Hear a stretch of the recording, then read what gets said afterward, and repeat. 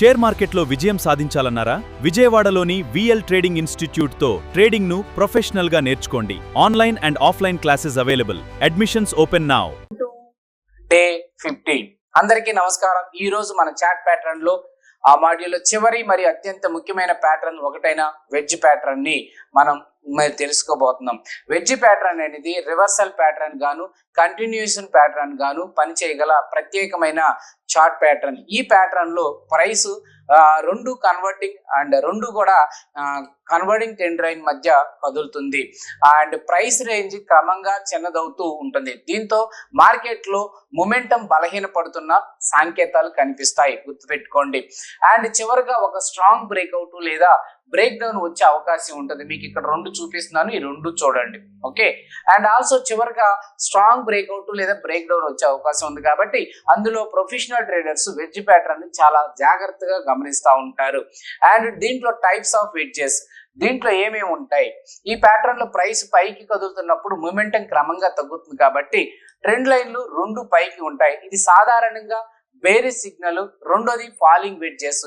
ఈ ప్యాటర్న్ లో ప్రైస్ కింద కదులుతున్నప్పటికీ సెల్లింగ్ ప్రెజర్ తగ్గుతుందండి. ట్రెండ్ లైన్స్ రెండు కిందకి ఉంటాయి. ఇది సాధారణంగా బుల్లిష్ సిగ్నల్ అంటారు, గుర్తుపెట్టి. ఈ రెండు ప్యాటర్న్ కూడా బ్రేక్అవుట్ తర్వాత మంచి ట్రేడింగ్ ఆపర్చునిటీస్ ని అందిస్తుంది. అండ్ మార్కెట్ సైకాలజీ, దీంట్లో ఏంటంటే రైజింగ్ వెడ్జ్ లో బయ్యర్స్ ఇంకా ప్రైస్ ని పైకి తీసుకువెళ్తున్నారు, కానీ ప్రతి కొత్త హై మరియు హై కంటే బలహీనంగా ఉంటుంది. మొమెంటం తగ్గుతుంది. సెల్లర్స్ క్రమంగా మార్కెట్ లోకి ఎంట్రీ అవుతారు. దీంతో బేరిష్ బ్రేక్ డౌన్ ని వచ్చే అవకాశం పెరుగుతుంది. అలాగే ఫాలింగ్ వెడ్జెస్ లో సెల్లర్స్ ఇంకా మార్కెట్ ను కిందకి నెగుతారండి. ఇది సెల్లర్స్ తీసుకోవచ్చు, కానీ సెల్లింగ్ ప్రెజర్ క్రమంగా తగ్గుతూ ఉంటది. కానీ బయ్యర్స్ అక్కడ ఏం చేస్తారంటే ఎక్యుములేషన్ ని ప్రారంభిస్తారు.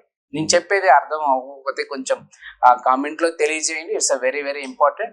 చివరికి బుల్లిష్ బ్రేక్, సరే మళ్ళీ దీని యొక్క స్ట్రాటజీ ఎప్పుడు బై చేయాలా, ఓకే, ఎప్పుడు బై చేయాలా? మొదటి ప్యాటర్న్ పూర్తి అయ్యే వరకు వెయిట్ చేయాలి. రైజింగ్ వెడ్జ్ లో బేరిష్ బ్రేక్ డౌన్ కోసం ఎదురు చూడాలి. ఫాలింగ్ వెడ్జ్ లో బుల్లిష్ బ్రేక్ డౌన్ కోసం వెయిట్ చేయాలి. వాల్యూమ్ కన్ఫర్మేషన్ చాలా చాలా ముఖ్యం. అండ్ బ్రేక్అవుట్ లేదా బ్రేక్ డౌన్ సమయంలో వాల్యూమ్ పెరగాలి. ఎంట్రీను బ్రేక్ డౌన్ డైరెక్షన్ లో తీసుకోవాలి. స్టాప్ లాస్ ప్యాటర్న్ యొక్క ఆపోజిట్ సైడ్ లో ఉంచాలి. అండ్ టార్గెట్ ను వెడ్జ్ యొక్క ప్రారంభ వెడల్పు ఆధారంగా క్యాలిక్యులేట్ చేయాలి.